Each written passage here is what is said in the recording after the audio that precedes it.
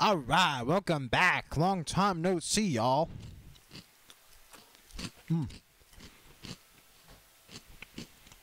It is, of course, Cereal Monday, and it is a happy day because it is back from the holiday day. Hope you all had a wonderful holiday season. We are back for episode number 66 of our Madden 25 Connected Franchise Owner Mode Fantasy Draft Buffalo Bills Ralph Wilson YouTube series. You know it. We are coming off our big 35-3 victory over the Baltimore Ravens. We're going to begin today by upgrading some players. We're going to follow that by heading over to our sliders. We had some people over the break recommending that we reconsider some of our sliders, and so we will do that. Always a man of the people. I will do that for you all. First, we're going to upgrade some players, though, because I have been looking forward to doing so all Christmas break. Jason Campbell, the man with the broken collarbone, because that is what we have now, is a team of people with broken collarbones. I think the biggest thing for him is going to be to upgrade his medium accuracy, get that up to at least an 80. That's a bit of a hole in his game. His overall power, his overall accuracy, both pretty good. But that medium accuracy got to be better than that. Deep accuracy is 75, is actually pretty good. We'll maybe get that up to like a 78, along with the medium accuracy. Let's get that up to about an 82, I think. That's a good number. Then deep accuracy, 78, and I'm happy. After that, we'll just plug the rest of his points into his awareness. Jason Campbell, of course, will not be back with us for several weeks with a broken collarbone, which is a real drag. But that's okay. His awareness up to a 74 now, pretty remarkably low for a gentleman of his age, 32 years old. Has been in the NFL as long as Aaron Rodgers has. Speaking of whom, it's time to upgrade our franchise player. That's right. Aaron Rodgers will, his throw accuracy, medium accuracy, deep accuracy is pretty phenomenal. Short accuracy, no need to upgrade that. Power, no need to upgrade that either. His, basically everything that we could possibly save up for is already so good. Just so good. It's so hard to find anything that's really worth upgrading. I think maybe getting his carrying ability to a 70 would be nice. Let's get that up to a 70. And aside from that, I think just accuracy, man. Let's get his accuracy up to 92. His medium accuracy up to 92, that is. And we're good. Yeah, Aaron Rodgers, done. Get in, get out. When you're that talented, there's not much you can do. Speaking of talented, we have... Oh, wait, no, we can't say that. Here's Jordan Rodgers. Never mind. I'm just kidding. Jordan Rodgers, talented man after all. He is third on the depth chart. But because of the injury, he's going to get bumped up to second. So if something goes awry, he's going to be the guy we turn to. His accuracy is pretty awful, which is why he struggles from time to time. Has had some great moments, though, as a Buffalo Bills player. Most of them taking place in the preseason, simply because that's typically where he gets his largest amount of playing time. But every once in a while, he surprises you, has a great game when he gets the opportunity. His throwing on the run is stellar. Better than almost anyone in the entire league. That's his thing, so to speak. And his passing power is 82, not very good. Not the strongest arm in the world. But as long as he can just get that accuracy up, you know, dinking and dunking is okay. That's what a lot of great quarterbacks have made their career doing, is just finding the short option, exploiting it, and repeating that process. So no shame in that. We'll go on to our running back. Surprisingly, Darren Sproles with the most points to spend. Darren Sproles has, of course, been out all season with an injury. Another broken collarbone. Again, as everybody on the team breaks their collarbone all the time. So that's a thing now. And for him, I think basically, I think we're just going to upgrade the hell out of his stiff arm. Just not somebody who's very good at using the stiff arm. We like to use the stiff arm sometimes, and Darren Sproles will become a better stiff arm person with these upgrades. Knowing how many points he has, we can probably get him up to like a 75 or something. Pretty darn good, actually, especially for somebody his size and shape, his height. He is just a little guy after all. And he could have a good stiff arm after this. Just going to keep plugging these points in. 710, 733, 748. As I'm doing this, I want to tell you guys I had a wonderful holiday. Got to see my family, got to go home. It's good stuff. And I hope that you all had a wonderful holiday as well. If you really want to, you can write about it in the comments and tell me what you did. And I will read them, and I will commend you on a great holiday. Or in the event that you had a bad holiday, I will console you regarding your bad holiday. But that could be a little weird. Jonathan Franklin, 9,400 points to work with. Jonathan Franklin came into this team with a very outside shot at the starting running back spot. Had an amazing first preseason game. Made us say, oh my God, we got to get this guy on the field. The reality has been he has not been getting on the field, which is a drag because, again, he did show great flashes in the preseason. But the truth is he's just a little too green still. He's only 24 years old, so he's got a lot of time to develop, get better. And we're prepared to allow that to happen. His awareness and his carrying, the two biggest things for him to develop and to improve upon before he can kind of become a regular. There we go. We get his carrying ability up to 84. And sure, let's plug his awareness till we're out of points. Why not? That's what all the kids are doing. We can get his awareness up to the high 60s. Get it up to a 69. No, 68 is where it will stay. So the 68, that is that. On to the halfbacks again. Ryan Williams, who's been so good for us this season so far. He's been absolutely tearing it up. We'll start off with his awareness. We should be able to get his awareness up to an 80. Ryan Williams, very much the one cut back that I really like. He's the exact same style of runner as Ronnie Brown was for us this past season, and he has been doing a nice job for us this year. Really, really nice job. Very happy with the way in which he's played. We're going to spend a big upgrade there, getting his carrying up one. In the future, I'd like to save up for Ryan Williams' consistency, get him doing some more things. But in the meantime, I think that's basically all we got to look at. Toughness actually would be a nice one to upgrade as well. Toughness basically is just the time frame that sees you come back from injury. Ryan Williams, his toughness is low. Now, if I remember correctly, his injury is high. Oh, no, his injury is not high. 76 is poor. So could be a liability potentially to get injured. And knowing everybody on this team, he's going to break a collarbone. Just wait and see. Well, let's hope he doesn't. In the meantime, Basman Hooker needs some upgrades as well. Being a rookie, just 20 years old, very raw. So his awareness is going to get some loving today, up to a 70 from a 67. We'll get him up to, I think, a 74 would be a good place to stop. That'll leave us with about 25-ish, 100 points, 2390 to be exact. And head over to his carrying ability. We've developed Hooker's carrying ability quite a bit already. It's up to an 85 now, which is good. We'll save that for that. Much less likely to put the ball on the turf at this point, which is hugely important. On to our fullback, Mr. Kuhn, our last upgrade of the day. Mr. Kuhn, we've been working on his pass blocking, his run blocking, his impact blocking. The only area I think I would really upgrade his awareness. There are times where Mr. Kuhn does miss blocks at the point of attack. It doesn't happen often. When it happens, it destroys the play. So we get his awareness up from an 85 to an 87. That works very nicely for me. Tomorrow we'll be back to upgrade our tight ends and our wide receivers. So if anybody catches a pass, they will be the group that is up next week. Or on to our scouting. We will take care of scouting before we head on to our sliders.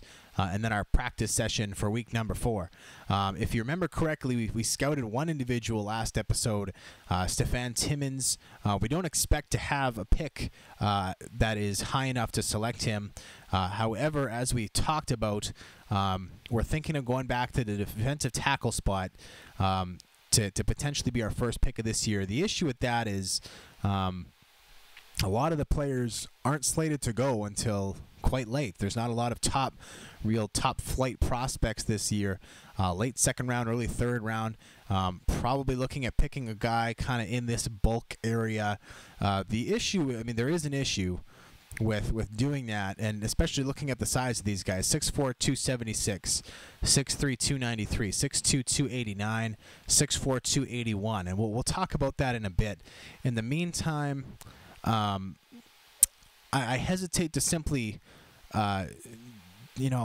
check out all of their overalls. I think that might have to be the case. I have a feeling they're all going to be Fs, though, which doesn't work for us very well.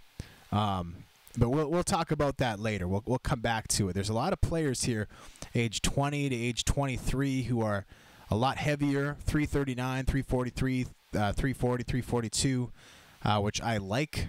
Maybe we hold back and go for one of them, because I have a feeling that the top-end defensive tackles, this is a little wrinkle in the game that I'm not crazy about. Well, we'll talk about that in a moment. First, we're going to go to the centers.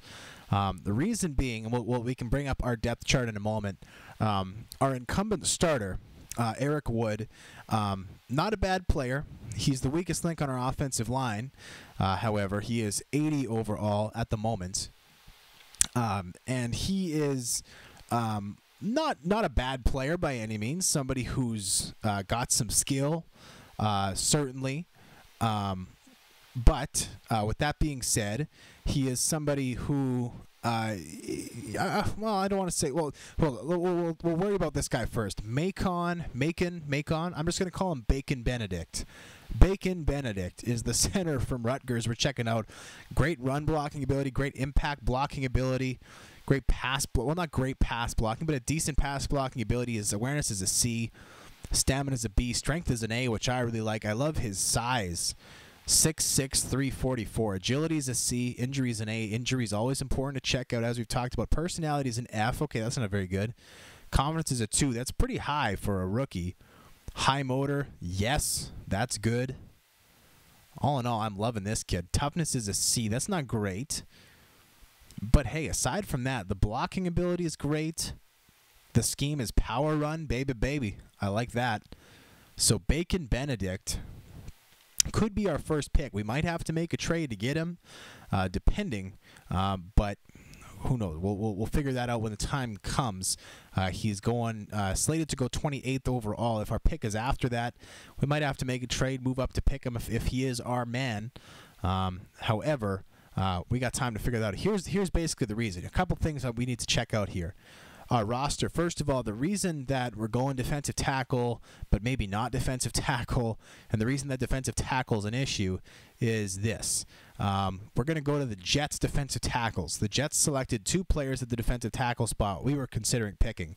Jordan Adantor and Jamon Glass. Adantor was the top pick, I believe. No, sorry, Jamon Glass was the top pick at the defensive tackle spot. We can bring up his player card here and see exactly where he was drafted.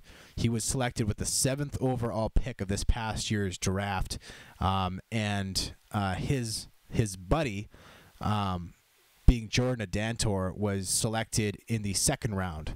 So 2 high picks from the 2014 NFL draft. But as you can see, their overall ratings are awful, 54 and 51. Why? Well, let's take a look. Their size is terrible. As you can see, Adantor 6'3", 274. Glass is 6'2", 272. When you compare that to a guy like Vince Wilfork, the Ndamukong Suh, Nick Fairley, a lot of the big top defensive tackles in the league, Geno Atkins, etc., they can't compete with that. And you can see here at the strength spot, Sammy Hill, 90 strength, that's pretty typical. And Jamon Glass is pretty good strength. A Dantor strength, not good enough to be the defensive tackle spot. Power moves, 69, 67, not good enough to be the defensive tackle spot. But their finesse moves are great. Their block shedding is great. Their tackling is pretty good for defensive tackles. And their speed, agility, and acceleration is off the freaking charts. 83 and 80. As you can see, we'll go back to our spot here. Our defensive tackles, Vince Wilfork, obviously a stud at that spot. 56 speed, 61 agility, 79 acceleration.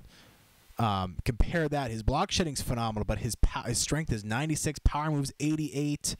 A lot of these guys, great power, great strength, and you can see they all weigh 300 plus. Granted, these are slightly heavier than average. We can just pick a random team. Let's go to the Cardinals, for instance. Paul Sally, I apologize for botching that. 355 pounds. His backup, Brandon McKinney, 345 pounds. His backup, Martin Tevesiu, 325. So you can see these are big boys. The shortest one is 6'2". Let's pick another just random team. Let's go to the Giants. John Jenkins, 6'3", 346. Star Latulili, which is my new favorite name, 311. Jonathan Hankins, 320. Austin, 312. These are all big boys. And you compare that to what the Jets selected. And a lot of these other guys who are selected this past year are like that. They're guys who are all light, and they're all fast. And maybe that works for some teams.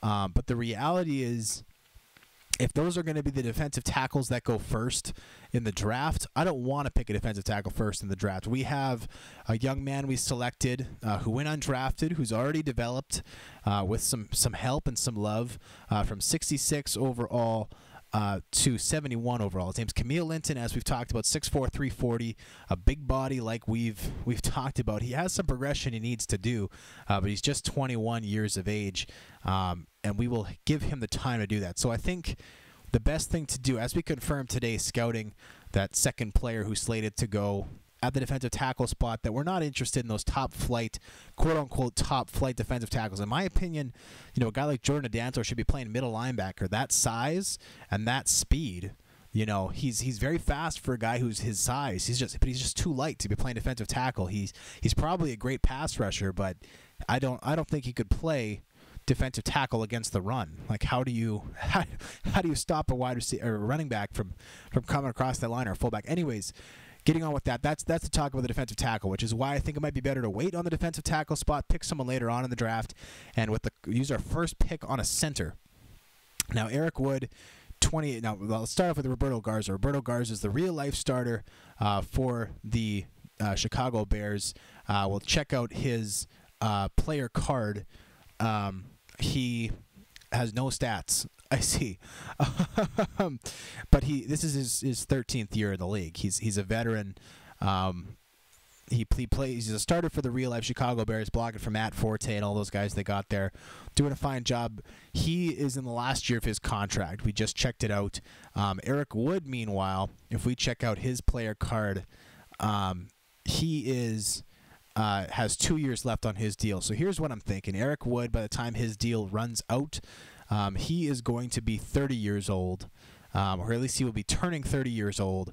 Not that 30 is too old to be playing center. You can play center until you're 35 to 38, depending on who you are. But given that he's kind of at the peak of his development now, and really not on the same level as other guys. Michael Roos, 91 overall. Ben Grubbs, 91 overall. We got Luis Vasquez, who's 87 overall, developing like a weed. Marcus Gilchrist, 87, same thing. And Johnny Culbreth slated to take over for Michael Roos potentially. Like, we got skill all over. Our backups are phenomenal. With Garza leaving, or becoming a free agent after this year, we're not going to re-sign him, as old as he is. I think we replace him with a rookie who we can select in the first round. And then Eric Wood will play out the rest of his contract next season. So we'll have a full year to develop Wood's incumbents. Maybe it's Bacon Benedict, who we just scouted today. And then that way there's 1 year of Wood starting and the backup, the rookie getting a chance to develop and kind of figure things out. And then we move forwards with that being the case.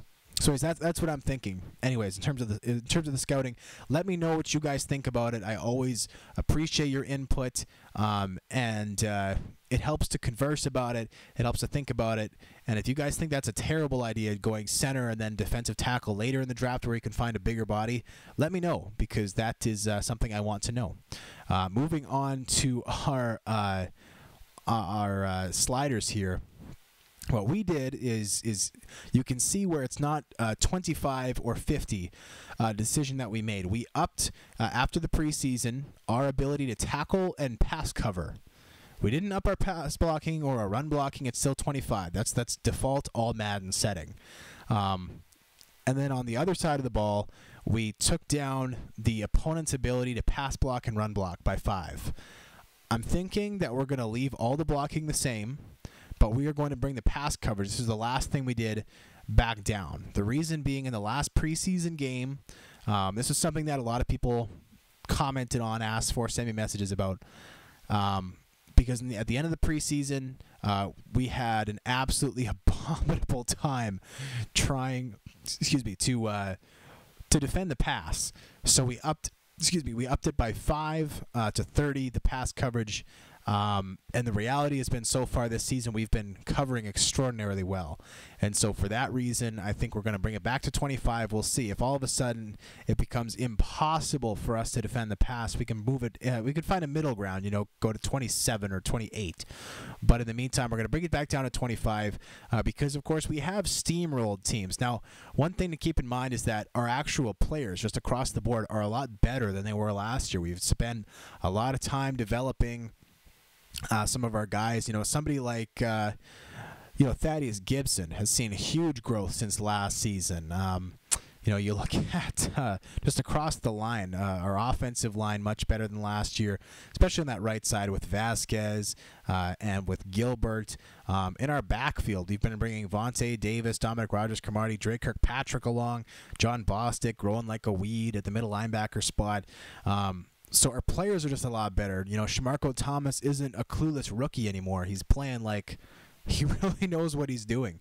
So that's part of the reason why we're kind of stomping players, or stomping other teams at this point. Also, we have played 2 backup quarterbacks in the first 3 games of the season, which is obviously plays a role. But with that being said, I want to stomp.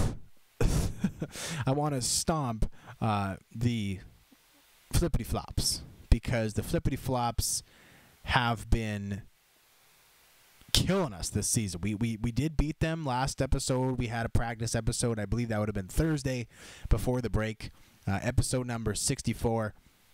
However, we need to get back, and we need to set them up. We're going to go ahead and go hold the lead. This is the start of the 4th quarter. We're up by a field goal. Flippity flops will have the ball. They're going to try and dominate us. They're going to try and keep us from getting another 2,000 developmental points. I think we are almost at 500. I can't remember quite exactly what the actual numbers are, but I think we're either at 500 now in terms of competing against the flippity flops, or maybe there's still one practice scenario above us. If you remember, if you're watching the season in succession and you're like, oh yeah, I got this, leave a comment, let me know, because I can't remember. But I think we're like 3 of 7 or 3 of 6, somewhere around that zone. Like we're 50% completion rate or slightly under 50%. Either way, we're going ahead here. We're going to start off in a 3-4. Flippity flops, 2nd and 10 at their own, at the 50-yard line, right smack dab in the middle of the field. They're in shotgun, dropping back to pass, and it's a screen play to their right side. Shamarko Thomas misses. Justin Durant gets over, but not before the running back scores a sweet 16-yard gain. Flippity flops, making a nice play. Who would have known? That's something I want to speak to a little bit. Is we're changing the sliders. The reality's been, for whatever reason, our players have been, playing absolutely phenomenally on the field in the regular games, which is, I guess, what matters most, is that your team plays well in the regular season. But the flippity flops, my oh my, they've been taking it to us. Last season we had probably an 80% completion, or 80% success rate against the flippity flops. This year it's like again, like I've said, 50. The quarterback. And a touchdown strike. Is it good? No. But illegal touching against the offense. There we go. Good stuff. So the quarterback, I think that was Jason Worlds who came up. And I want to get a screenshot of that because that was hilarious. But we had great coverage on this play. Nice work. And that was Justin Durant who came up and was trying to make a play on the quarterback and just got whooped. Missing the QB. Durant, come on, man. And he falls down, and he's not able to get back up, make the play. Let's see if we can get this centered. Because that was pretty funny. Let's get real here. There we go. That's our thumbnail for this episode. Justin Durant getting knocked on his ass because the Flippity Flops QB sidesteps him, shakes him off, whatever you want to call it. Here, the Flippity Flops QB stands in again over the middle, and just who gets beaten for a touchdown to the tight end. No, not a touchdown. First and goal. Stopped like so close to the goal line. It's almost inconceivable that he didn't get in, but he didn't get in. The tight end not able to get in. The practice scenario down to the 340 mark. Flippity Flops don't score, but they're going to score here. Austin Lane too far on the outside. Number 21 for the Flippity Flops, the running back, gets in. And so our defense was just absolutely picked apart by the Flippity Flops. Hopefully that means we're back to a level playing field. Anyways, here we go. Flippity Flops kicking off in the practice scenario, up 28-24. This ball's coming down to Basman Hooker. And he's got, he dodges one guy, gets picked up at the 19-yard line. Nice job for him refusing to go down, but just no room. Anyways, we're going to go ahead, go shotgun, I think. And by the way, we need to officially welcome back a couple of guys who got healthy over the break, who have been out since the preseason.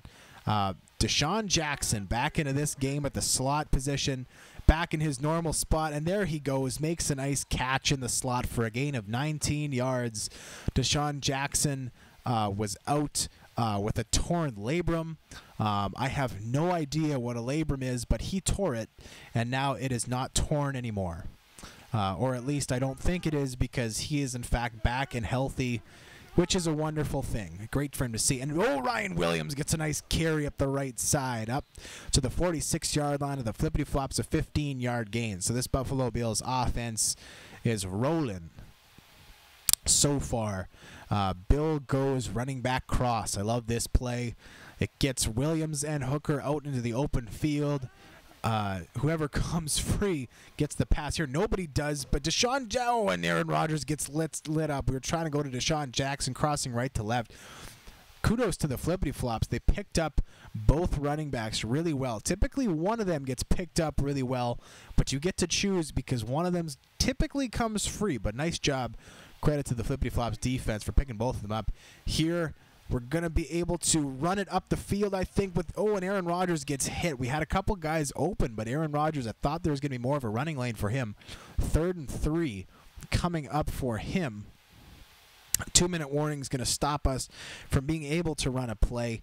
In the meantime, we need to think of something to run after this 2-minute warning. Let's go ahead. Bunch trail. This has been a very successful play for us. I say that every time I pick it. There are many plays that I run virtually every game. This one, we're going ahead, running it on 3rd and 3, seeing if we can get a first down. Typically speaking, Eric Baldwin or Deshaun Jackson comes free. Let's see if that's the case. And sure enough, Deshaun Jackson comes free, makes a nice catch, and he gets up the sideline, makes a little juke. Big play, 31 yards. Boy, did we miss Deshaun Jackson. Kudos to Gino Castro, who played very well in the absence of Deshaun Jackson. When Jacoby Ford went down, I said, okay, well, he's our 4th receiver. Doesn't get in the game a ton, but Gino Castro can carry that role. That's fine. But when Deshaun Jackson went down, it was, oh my goodness. All of a sudden, Gino Castro's got to be our go-to receiver. Now, Doug Baldwin and Mario Manningham played well in the absence of Deshaun Jackson as well, but kudos to Gino Castro for coming in as a rookie, filling some big shoes. But man, are we ever glad to have Deshaun Jackson back here. Ryan Williams gets up the right side for a nice gain. That sets up 2nd and goal from the 1-yard line. A beautiful drive here for the Bills. We're going to go halfback dive. We're going to let the play clock run out fully before we call this play. At which point it would actually be nice if we got stuffed, because that way we could, on the last play of the practice scenario, try and get across the goal line. It's a very high percentage play. But in the meantime, we'll see if we can get in here. We got 4, 3, 2, 1 on the play, and there we go. Ryan Williams, no problem, runs it in behind Vasquez and Gilbert off that right side. Touchdown, Bills.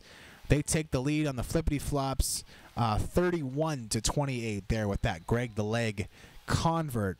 And by the way, I was listening to the Rams game on the radio a few days ago. Their evening game was featured, or not evening game, it was the late afternoon game, was featured on the out-of-town radio station where I'm from. And the guy who was referring to, I was doing a long drive. I listened to half the game, and it was they were playing, I forget who they were playing now, but Greg the Leg was referred to as Greg the Leg virtually every single time the Rams did anything on special teams, which was hilarious. Because they'd say, "Oh, this is Greg Zerline. Oh, Greg the Leg," and then it was good. I liked it. Anyways, the offense here for the flippity flops comes out, and nice play. They get a clipping penalty, setting up 1st and 15 at their own 24. They do have all 3 of their timeouts, so they do have time to get into field goal range, try and tie this practice session up. Here they go underneath to the tight end. He breaks 1 tackle, but then gets wrapped up by Sanford and Dominic Rodgers-Cromartie, who came up. I can't remember who the Rams were playing for the life, but this is almost 2 weeks ago at this point. I can't remember. But yeah, I kept saying Greg the Leg. It was great. It made me feel warm tinglies inside, because it's nice to know that I'm not the only one who only ever refers to him as Greg the Leg. That being said, Vontae Davis makes a nice tackle at the 36-yard line of the flippity flops. They get a first down, but only 11 seconds left. The quarterback took his sweet time getting that play off, meaning that the flippity flops really only have 1, maybe 2 plays to try and get it in field goal range. They need at least 30-some yards to make that happen. Here they go on a little corner out. Nice play by the flippity flops. They get it up to the 48-yard line, crossing midfield of the Buffalo Bills. And there's 5 seconds left at this point with no timeouts. Unless they can make a quick hitter and get out of bounds, this game is going to come down to this play here. We got prevent defense basically across the board. And they're Hail Mary. This is the last play of the game. Shamarko Thomas elevates, and it's knocked away by Vontae Davis. The practice scenario is over. Buffalo Bills take it. So I'm not sure. You guys can leave me a tally if you know. I'm not sure of what the practice scenario is like exactly. I think it's 50-50 now with that win. Could be. Either way, we've won 2 straight against the flippity flops. It's great for bragging rights, and it's great for our progression. That being said, thank you for joining me for episode number 66. Glad you guys had a safe and happy holiday, because if you didn't, then you wouldn't be watching this video. So I'm glad that you're back. I'm glad to be back. I missed y'all. That was episode number 66. I'm Tuxedo T-Shirt, and I'm out.